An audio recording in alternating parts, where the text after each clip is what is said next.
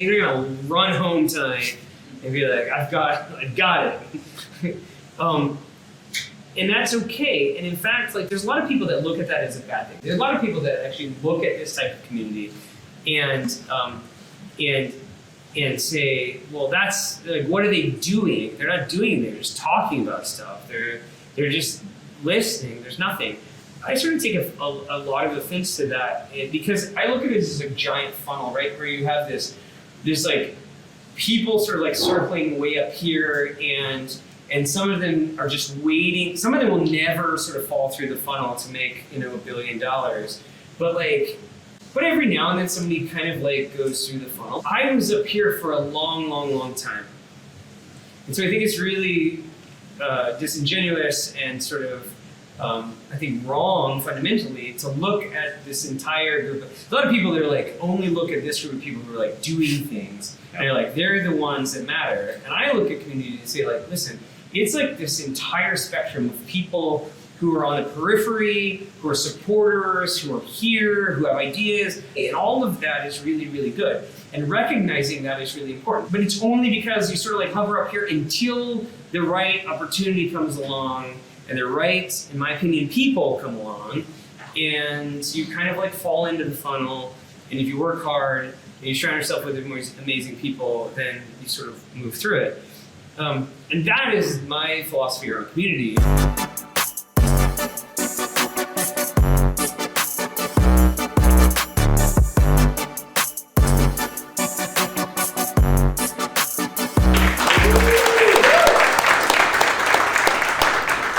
Dusty, thank you very much for taking some time to come down and do this. My pleasure. It's been a while. Like I said, I used to run events like this, but it's been a minute, so it's fun to be back. 100%. You've been a part of quite a few different ventures. One of them you mentioned, hosting events. Big Omaha was a big piece of that. But I just want to list some of these off, and kind of depending on who you talk to, they probably have some familiarity with at least one of these. Silicon Prairie News, obviously a news organization. TripleSeat, Flywheel, Big Omaha, Bright Mix, investments in Pet Friendly, Workshop, and several others. That's a pretty wide array. Several different ventures, different spaces. How do you think about, when you're going into so many different arenas, how do you go about kind of evaluating the opportunity as it comes across to you in those very early stages? It's different now. Well, maybe it's not different. So if I think about my journey to entrepreneurship,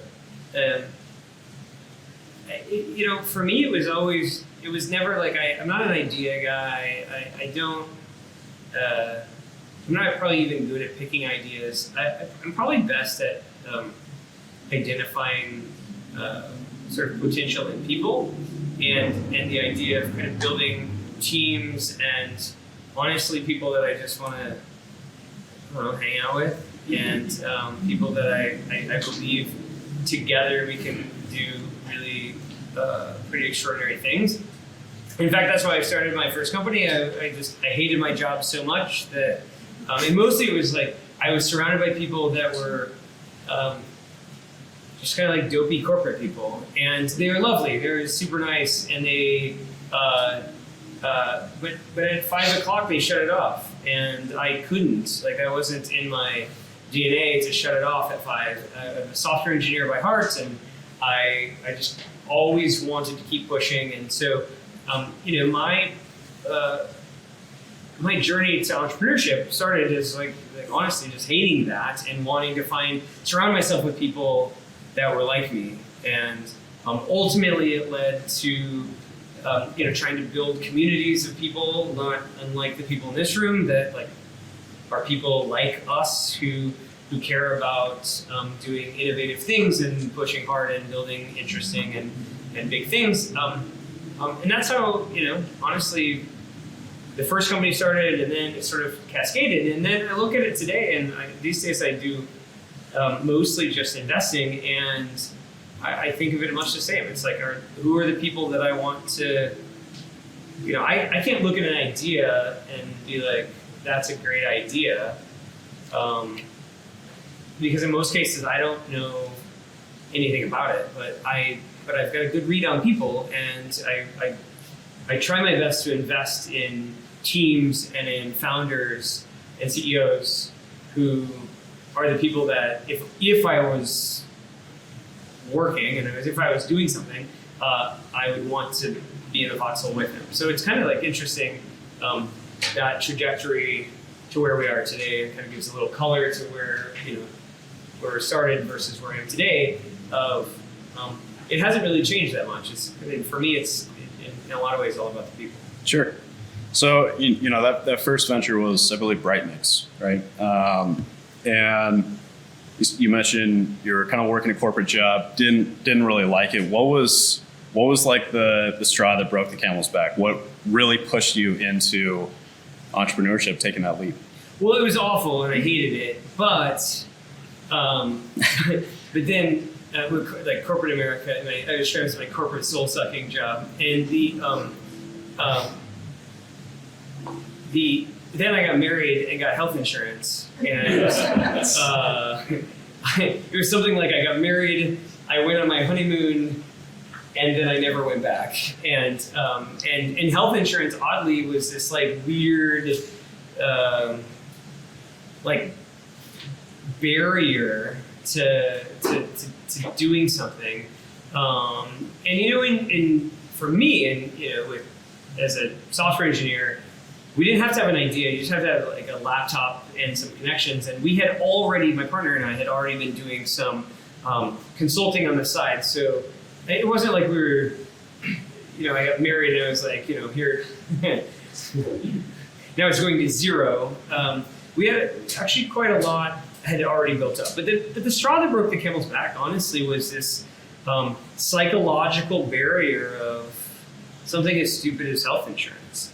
And then I could do my wife's health insurance, and kind of like here we are. That's super interesting. I admittedly, I'm one of the people that has kind of fear of failure, maybe like artificial barriers, just like that. Is there a piece of advice you would give me or anybody like me that has that same kind of fear? Maybe like sees that artificial barrier and says, I don't know if I want to do this. They come to the ledge and don't jump. Well, it depends on where you are in life. Like, what do you have to lose? Like, so I always tell the story. Like, my wife and I met when, like, after I graduated college. I had traveled around Europe for a long time, and then I come back and I had no job, and I was just sort of like hanging out, like playing video games, and we met, and I was said like she was like, well, you don't have a job. I'm like, I have a computer science degree. It's going to be okay.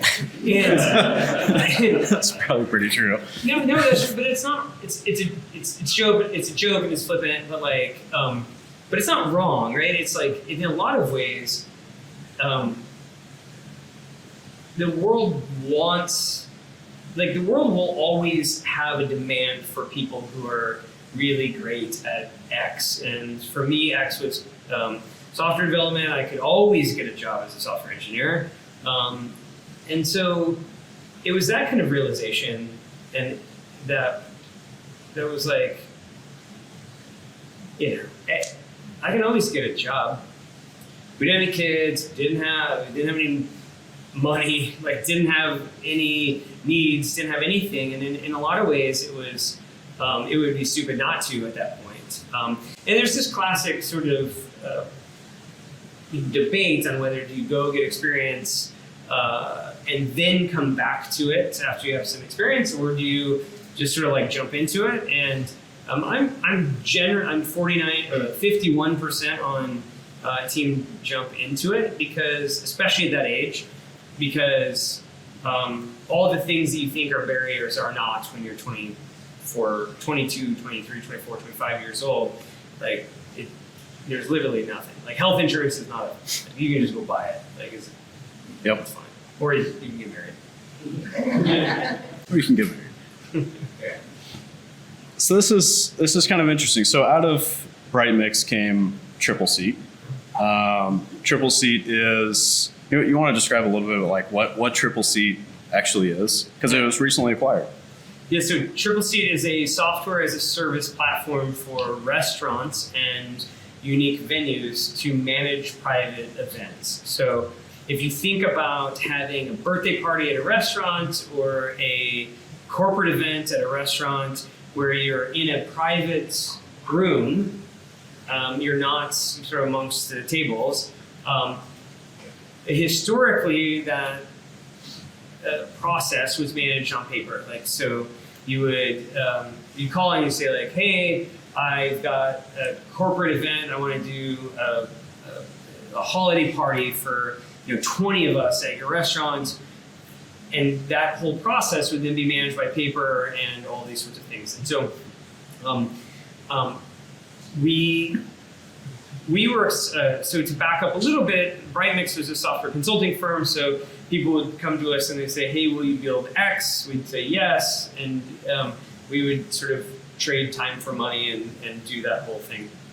And we always knew that we wanted to be a software company. Like you want to sit on the beach and make money, but not be working, right? And in consulting, that's not the case. In consulting, you only make money if you're writing code, or you're billing time. But we weren't idea guys. We were product guys. We wanted to build great software, and so we got connected with someone who had an idea for a restaurant software application, but he also had no money. And we were young and dumb and we had nothing but time, so we said, well, we'll just take equity in this deal as it was in exchange for that, and we ended up building the first version of that. That was in 2008, and it was in February 2008. In September 2008, we launched the first version at Upstream downtown. They were the first customer, and then for those those who were alive in 2008, the global sort of recession hit, and private events at restaurants went to like less than zero. And so then it was a long slog for a long time, that business, but has then sort of come out of that, of course, and weathered that storm, and is now the absolute leader in that space. And they, I think, work with thousands of restaurants and venues around the world to manage private events. So if you're having a corporate holiday party at a restaurant, certainly in Omaha, but around the country, there's a really high likelihood that TripleSeat manages that event. And then in 2020, right before COVID, we sold that company, which is very fortuitous. It turned out pretty good. That's pretty good timing. Yeah. That's very good timing. And then also, you started Big Omaha, Silicon Prairie News. These were all somewhere around the same time, in that same mix of time, but quite different arenas. You could say like Silicon Prairie News. Obviously, a lot of us around here know Silicon Prairie News. Big Omaha, depending on who you talk to, you may be very, very familiar. If you don't, maybe you're a little bit younger, born in the 2000s or later. But really, I think the common thread that I'm seeing here, and what you mentioned earlier, is community, pulling people together, and that. My understanding is that was kind of the impetus for Big Omaha is really just to gather people around, and Silicon Prairie News, just to try and identify people similar to yourself. Is that true? Yeah, I mean, I would say that I was a young, kind of tech-focused kid who, like all kids, wanted to be anywhere but here.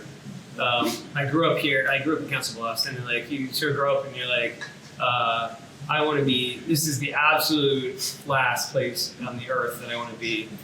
And if you'd ask me then, I'd say like, where do you want to be? I would say like Silicon Valley is where you want to go.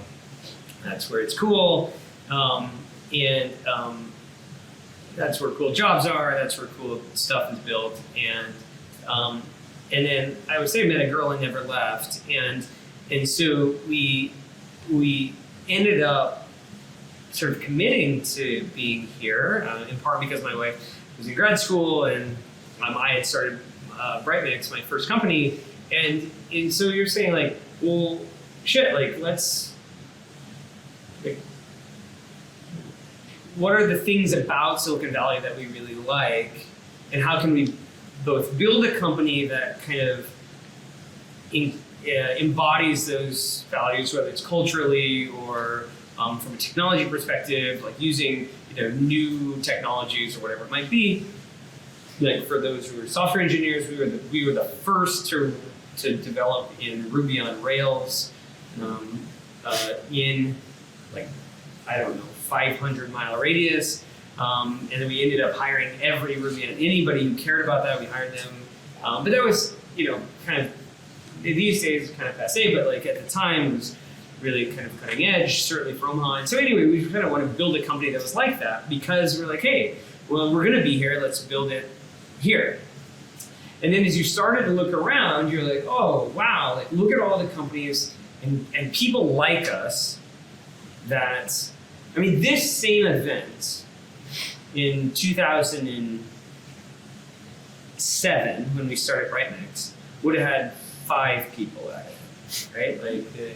Like Tom Chapman, who is like the godfather of chamber entrepreneurship, would have been one of them, and I would have been another one. There'd be like 3 other people there, and but it was about kind of building this community of people that cared about this stuff, but also wanted to be here. And so honestly, I would say it's about finding people that were like us, that cared about the same things, and that wanted to be around us. And so there were lots of ways to accomplish that. One way we then, sort of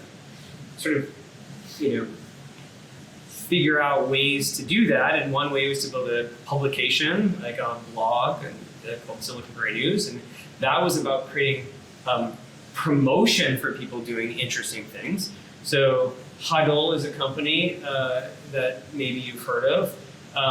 We were the first to write about Huddle and we have been friends with the founders of Huddle since it was 3 guys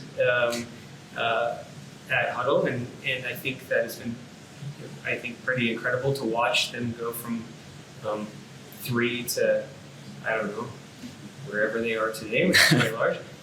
I used to speak to groups of high school and college kids, and then I'd give this presentation and I'd give examples of companies that had started around here, and I'd say, like Sojourn, which has a friend of mine from Sojourn going way back, by the way, to these days. Sojourn and these ones and there's and just like blank stares, and I'd be like, anybody heard of Huddle? And then just like every hand goes up, because every high schooler knew about Huddle at that age. And so, but we started covering when they were just the 3 of them. And then Big Omaha was a conference, and we didn't start a conference to make money. We started because we just wanted to bring people together, and we had great connections to entrepreneurs and innovators from around the country, and we could bring them in to kind of inspire local folks to, do cool shit. And we had, we had great people come through. I look at it like, Travis Kalanick, who's the former now CEO of Uber. He was here when Uber was raising $1 million round. Like,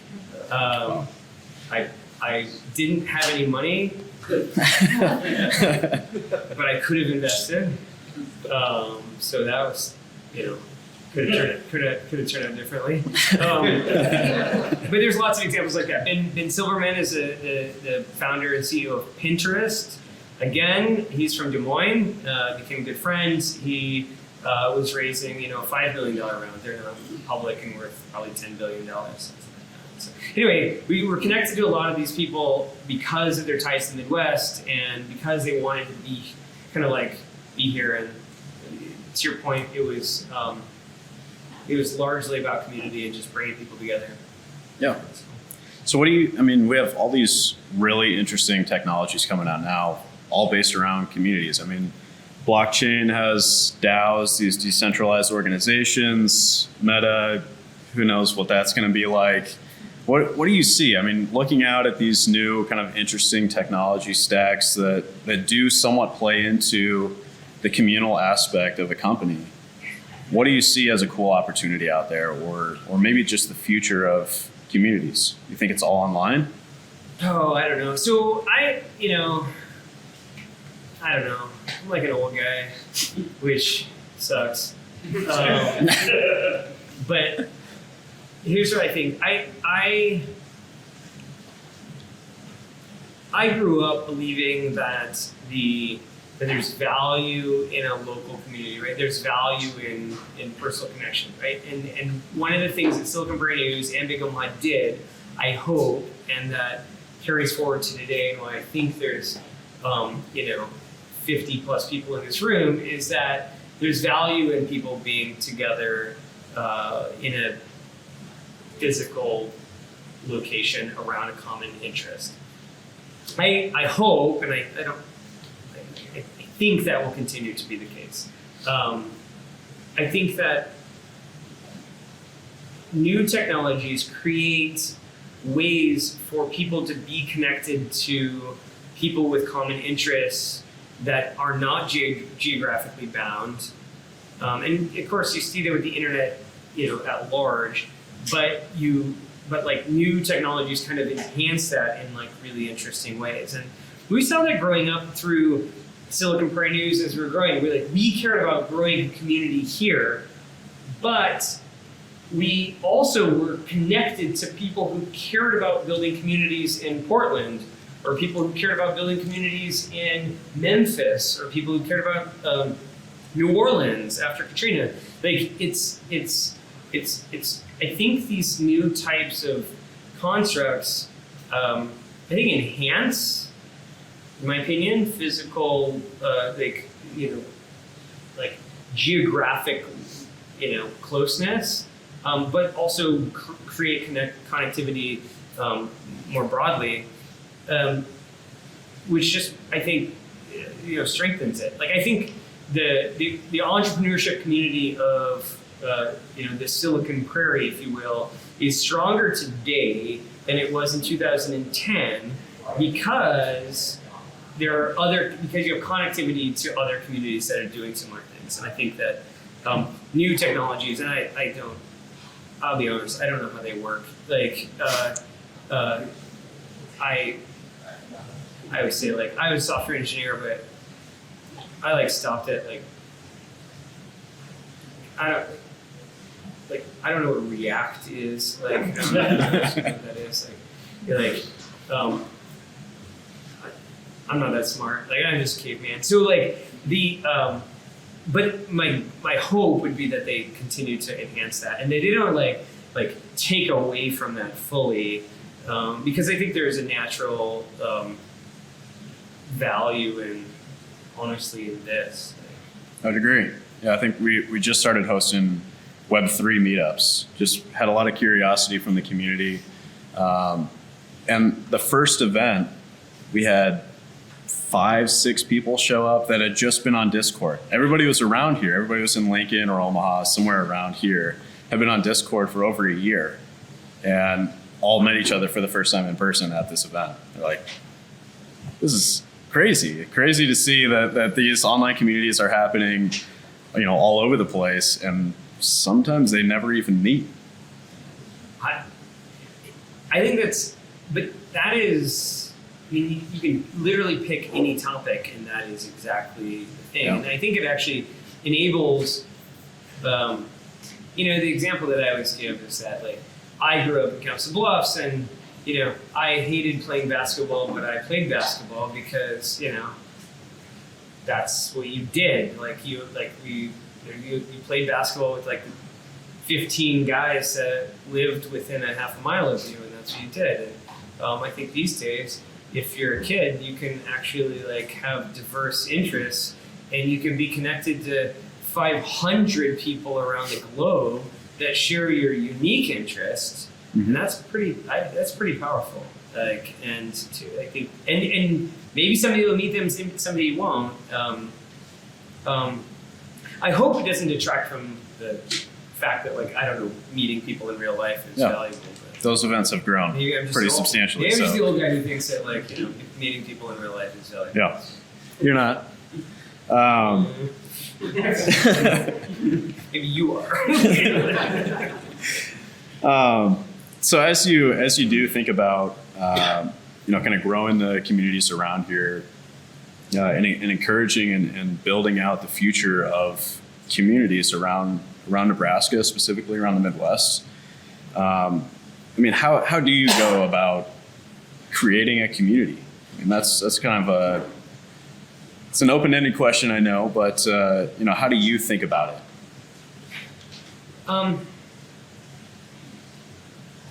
I think there's a couple of factors. One is that I think it's really important, and I'm going to steal this. We got really connected, and over time became friends with a gentleman named Brad Feld out of Boulder, who's a venture capitalist who wrote a bunch of books about building startup communities. So, but we had talked to him about this before he wrote the books, and thought at the time about this type of stuff. And one of the things that he then went on to postulate, and I agree with, and we had talked about, was you have to think on like a 20 plus year horizon. I think this is number one. Like it's like you see a lot of communities that start, and you're like, man, if we don't have 100 people there, then it's a total failure. And I think it's really important to remember that, like, it's, man, if you're like, today it's 5 and next month it's 6, like, that's really good, and that's okay, and that's sort of like, in a way, how communities are built. And I think that's something that I think a lot about, and I think, again, like, I think back to the fact that, like, there's a ton of people here. I don't know most of you, and I think that's really good. But I remember when it was me and Tom Chapman from the Chamber and 3 other random people at a coffee shop in the Old Market talking about entrepreneurship for the literal first time in sort of the history of Omaha, in a way. And that's not entirely true, but sort of. And so, that's encouraging, right? Like, that's kind of cool. And also, it's not. I sort of planted seeds, and I, along with other friends and partners, planted seeds, but it's been a long time. That's also 15 years, right? Like, and I think that's really important to remember. I also think that for building communities like this, I think that I don't know. There's a lot of people that are naysayers about these types of events, right?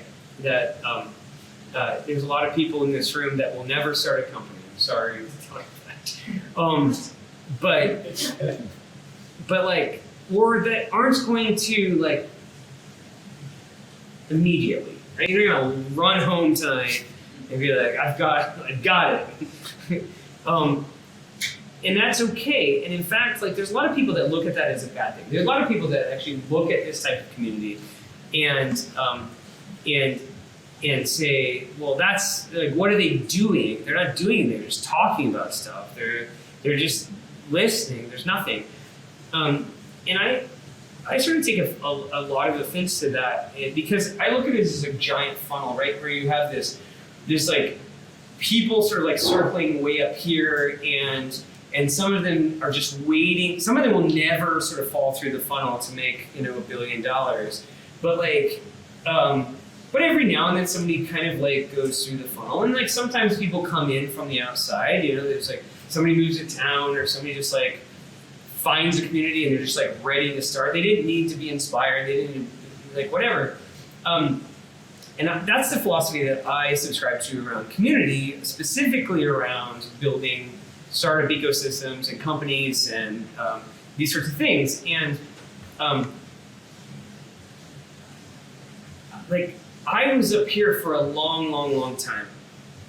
And so I think it's really disingenuous and sort of, I think, wrong fundamentally to look at this entire group. A lot of people that are like, only look at this group of people who are like doing things. And they're like, they're the ones that matter. And I look at community and say like, listen, it's like this entire spectrum of people who are on the periphery, who are supporters, who are here, who have ideas, who, but like, some of the ideas are dumb, like, trust me, like, and that's okay, and all of that is really, really good. And recognizing that is really important, because I was up here for a long, long time, but I'm not like $1 billion sort of guy, but like I'm down the funnel, right? And that's, but it's only because you sort of like hover up here until the right opportunity comes along and the right, in my opinion, people come along, and you kind of like fall into the funnel.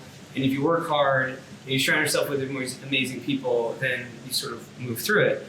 And that is my philosophy around community that I think is really valuable, that a lot of people don't understand and they don't appreciate. And so they look at people who just kind of are on the periphery and they're like, that sucks and that's stupid, and like they're wasting their time and it's dumb. And that's unfortunate, because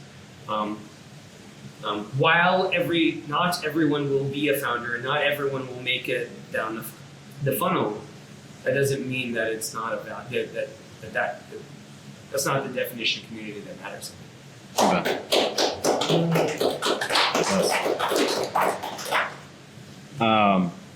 And I'd say you've made it down the funnel a few times. I mean, you've had several exits. Silicon Prairie News was acquired, TripleSeat, Flywheel. So you could say, maybe you've done it multiple times. Maybe all those equate to one time down the funnel. How important was it to stay plugged in, or to get back into the community after you had an exit, or even during those building phases? Were you always plugged in, and did you always see a big importance in being plugged in the community? Well, I mean, in the early days, yes. Like, again, back to this analogy, you show up here and you're like very in it. In fact, I was running the community for like that period of time in a lot of ways. And then like when we were at TripleSeat, there's sort of, you're sort of still in it. But I'll be perfectly honest. Like when we, after we started Flywheel, you sort of were in it for a while, and then it went to zero. Like, and then I had a kid, and so the business goes like this. Your sort of kid responsibilities go like this.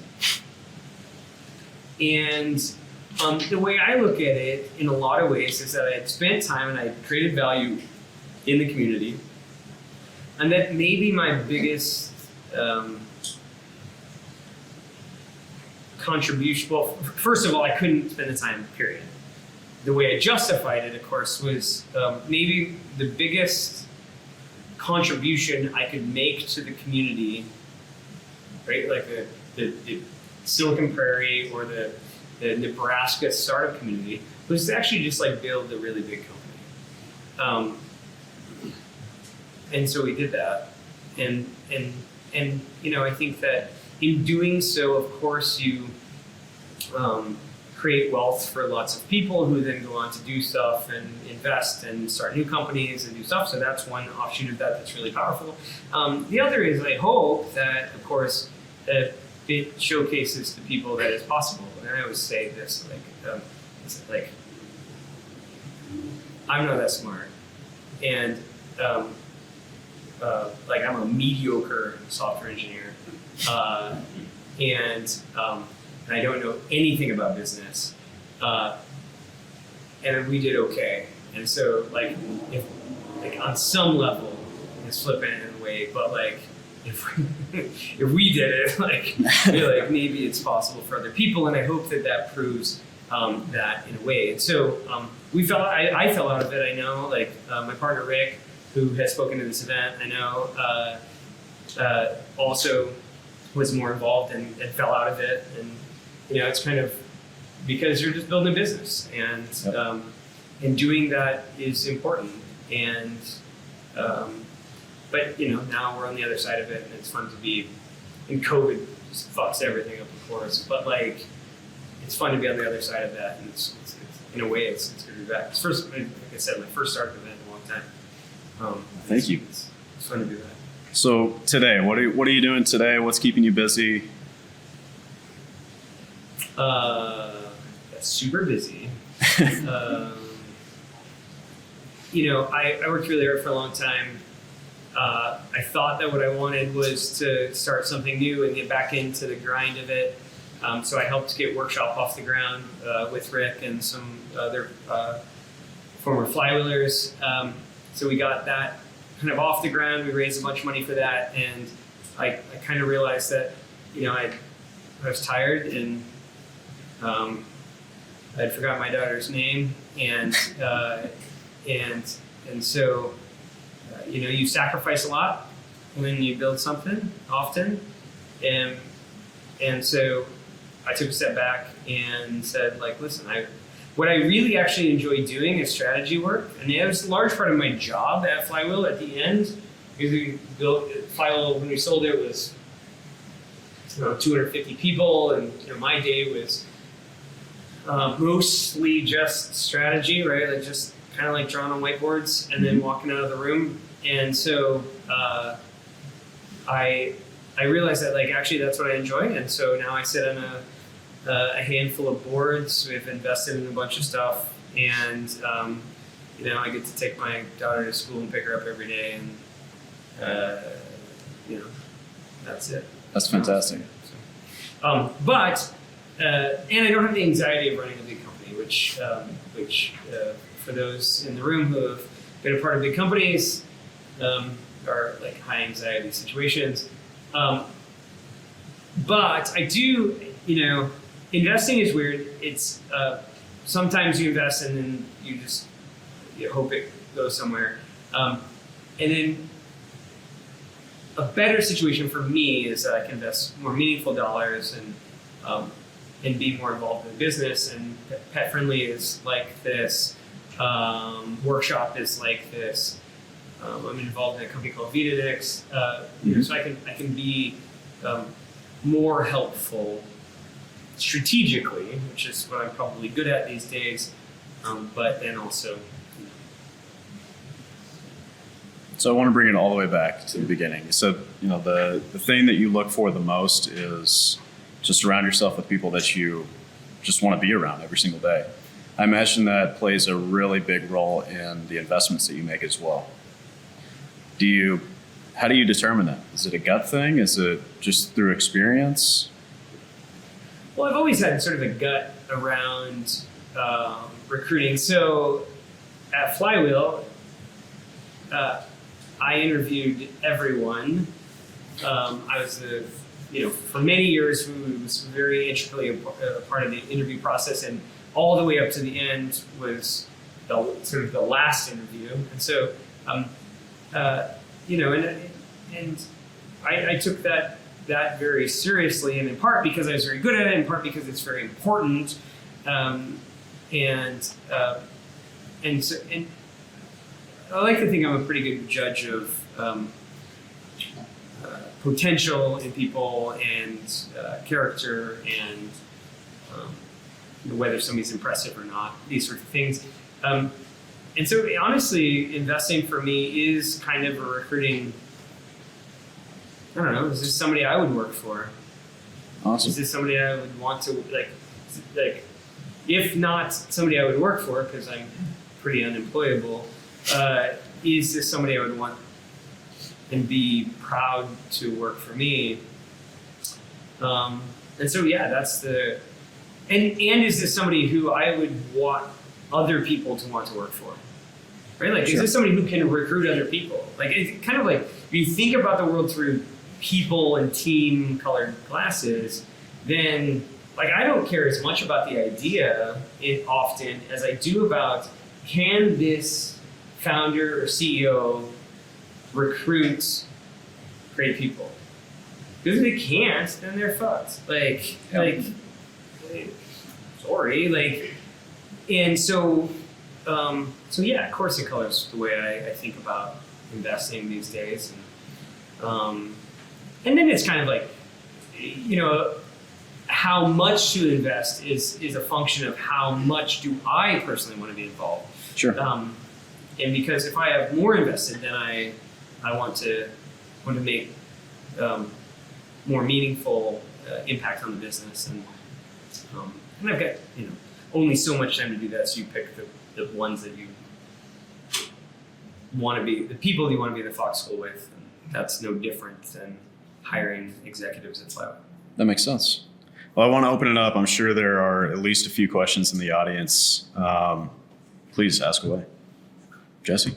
So, Jesse, thank you for coming out and braving the elements, if you will, for the startup community. But as one of the founders of innovation in Omaha, the thing that rocked the business community, from my perspective, was the culture you created with Flywheel. You had to bring your dogs to work. There were drinks available at the bar, stuff like that. When you were developing your businesses and your culture, were these all accidental? Just wanted to be around friends, like you said, or were you trying to be the founding father of innovation for the Midwest? Just kind of elaborate on that. Yeah. So if you look at it as, okay, so if your philosophy is that the way that you win a business, there's lots of different strategies and like how do you win? Do you have the best product in market? Do you have the best salespeople in the market? Whatever. You're my general philosophy is if you just have the best people, we don't know all the answers. Everything changes when you're growing 100 or 150 or 200% year over year. You're everything's changing constantly.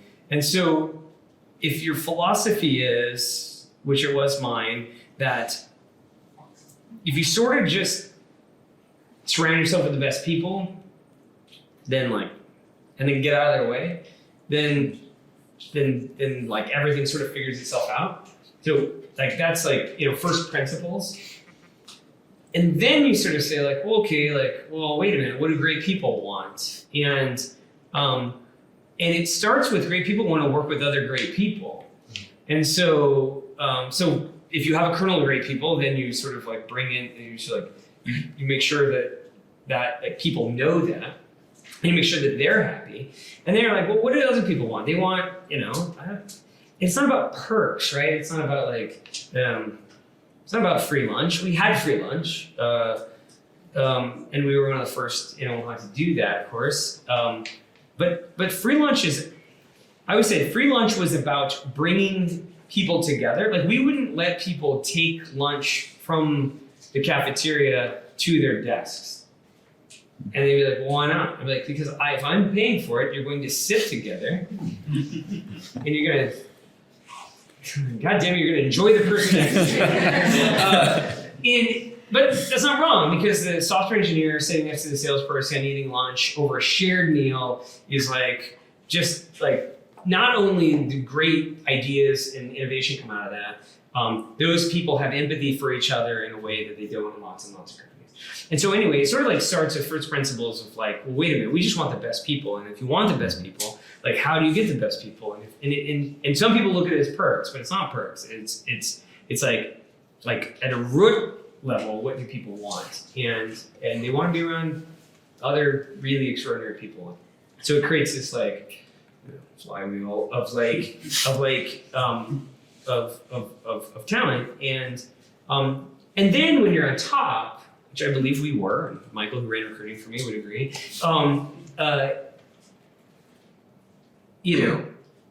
then it's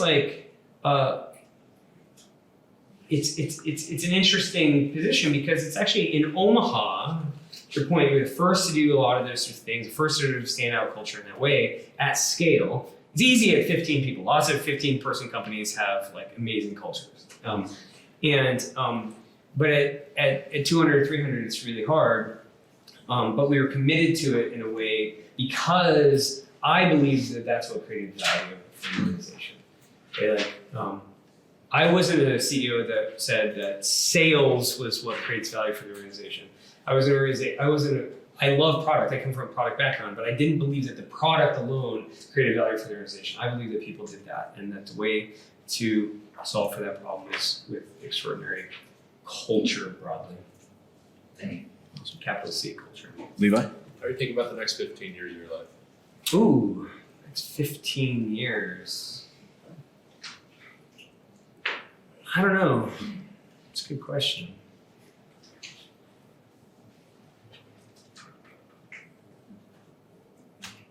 I don't know. It's a really fascinating, if I'm being honest, it's a really big sort of like kick in the gut to sell. Like, it's really like you build a company that is your identity and it's your baby and it's your sort of the people that you love, and then you sell it, which is the goal.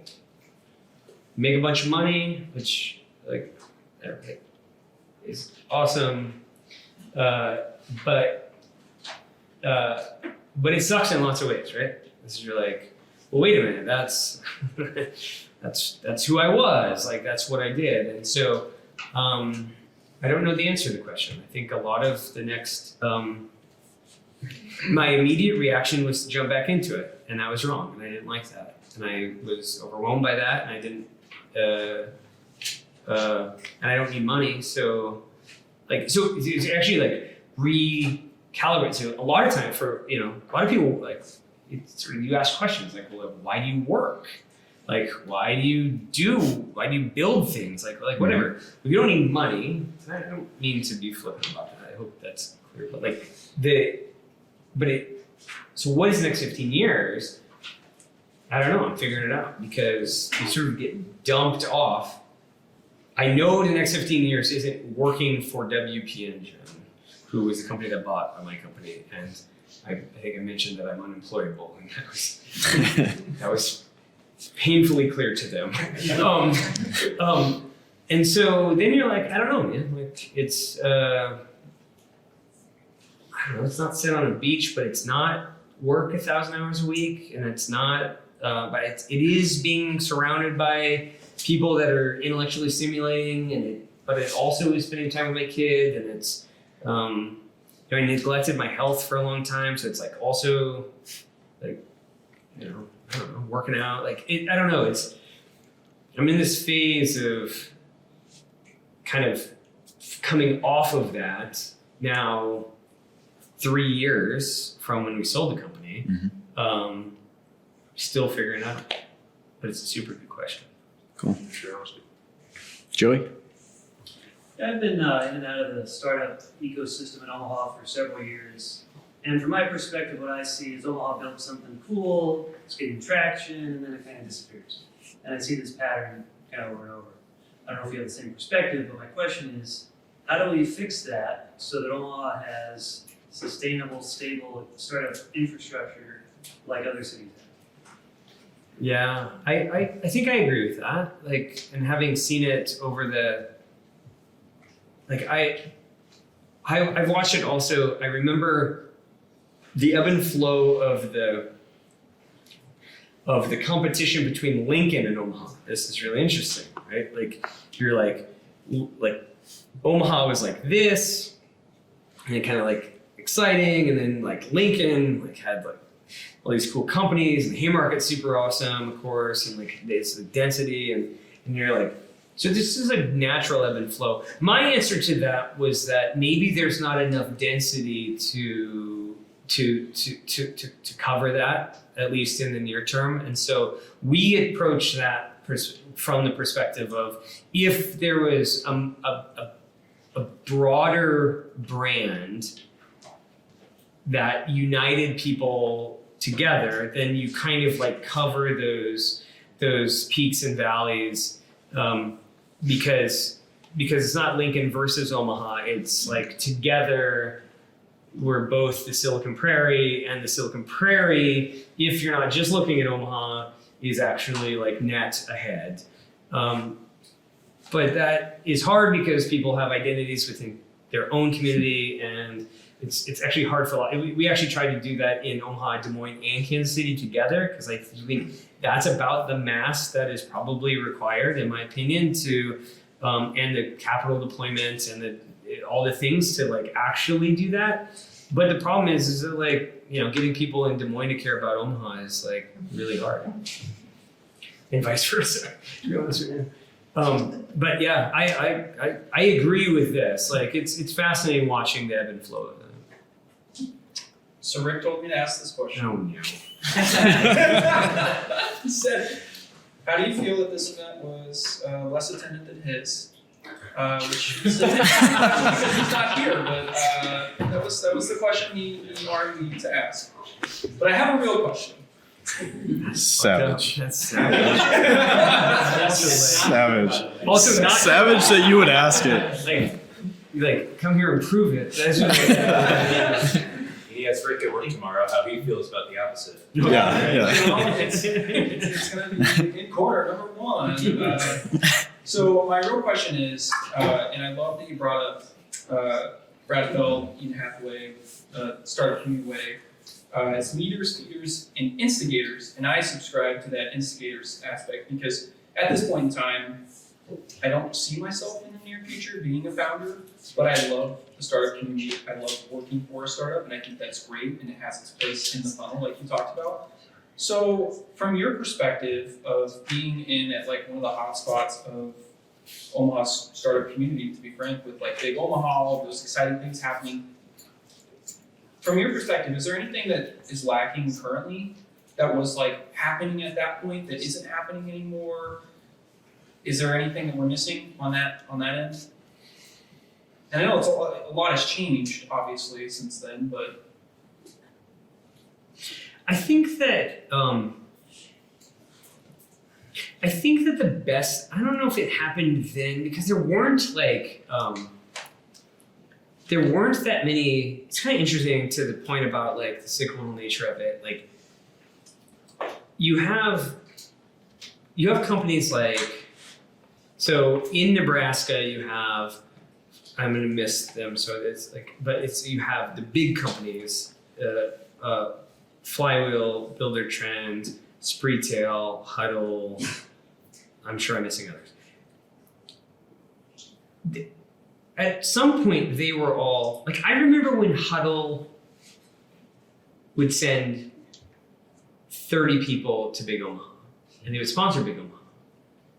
And Huddle was at that point, I don't know, maybe they're 200 people. I don't know, like maybe they're 100 people. It was hard to say.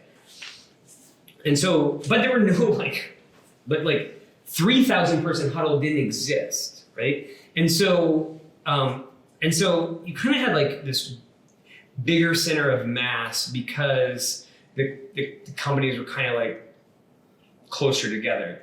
Now what you have is you have Workshop, which is like 15 people, and you have Huddle, which is 3,000. And it's kind of like they all should be, in my opinion, involved in the same sort of stuff, but they aren't. And I don't know how to make that happen. And it's a tough thing where it's like you just want everybody to participate and be a part of something. And it's a blessing and a curse because when there aren't a lot of companies, then you get 100% participation. But when there are more, then you get less, and that actually is a problem because what you want is you want connectivity between everyone. And the companies, I can't speak for Huddle, but I can imagine that it's not a priority at this scale for lots of reasons. And one of those reasons might be, and I don't want to put words in anybody's mouth, I'm friends with those guys, but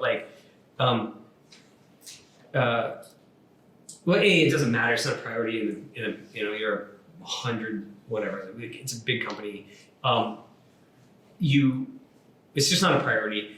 But also what if you steal our people, and what if our people leave to go start things, or these sorts of things, which I believe to be generally net positive for an ecosystem, right? I actually think one of the healthiest measures of a community, in my opinion, are people leaving big companies to go start their own things, right? Like Derek and Ben, who left Flywheel to start Median, and then now co-founders of ours at Workshop. We were pissed in the moment that they left, but we were happy for them. They're our friends, and if they go build something big, and also I can invest in it, then like that's awesome. Like everybody wins in that way. And so that's probably something that I see is missing now because it's kind of got like stretched out, like the community has. You don't see as much of that kind of connectivity in as you did when there was only like 4 companies and they're all tiny. Yeah. And so Sure. yes. What's a quote unquote notable mistake that you make again every single day? Oh, mistake. I don't have I'll think of a real answer, but we had this guy who who flew to I don't know Berlin or something for a conference, and there's a bunch of flywheelers that went to Berlin, and he upgraded his ticket on the way home with his. Like I had this idea, and I still stand by it. I think it's a good idea, but like it's hard to manage at scale. Is that I think that everybody at Flywheel, like for years, everybody at Flywheel had a credit card, like a company card, because I think it instills trust, and it's sort of like if you want to buy a coffee for your friend, like who we could potentially hire someday, like just pay. Like, I don't care about the $6, whatever. You want to buy a book or whatever. This dude was like. I'm flying home first class. And then, I don't remember what the story was exactly, but somehow there was an article in the Wall Street Journal, and he was interviewed about this, and the quote was, and I'd do it again. I'm like, oh man. Did people like come at you like saying that was a mistake for having a car policy?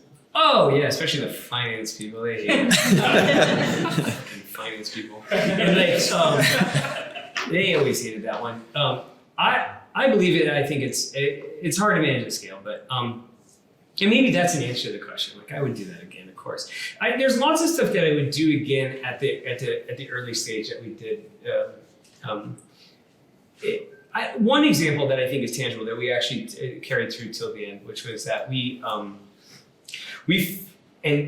so Flywheel was until 50 people all in the office. We had our first remote person at 50, and then we moved pretty heavily into hiring remote, especially for support, for a high technical support company. And we had kind of a chase the sun model, if it was familiar. So we would hire a big team in Australia and a big team in the UK to kind of like run 24-hour coverage in this way. So we were hiring remote, and those are all work from home people. And we were hiring remote before remote was cool. Like now these days, we're like remote, like what? But like in 2016, like nobody was doing remote work at that level really. But we flew everybody in for a month. For training. So if we hired it, like Michael and I flew to we hired them all individually. So we would fly to Australia, we would hire them in person, and then we'd interview them in person and then hire them, and then they would fly to Omaha. We put them at a hotel for a month. They would stay here and train. And then we flew the entire company back once a quarter, which the finance people also hated. And so I think that is outsized value, in a way that is indescribable. Like those are people that are best, those are teams that live in Australia that are best friends with people in Omaha these days, that like they would lay in traffic for their teammates like because they were here. And that is money spent that you can't justify. Like the finance people will literally never understand, their head explode. But I would constantly remind them who is in charge. And so,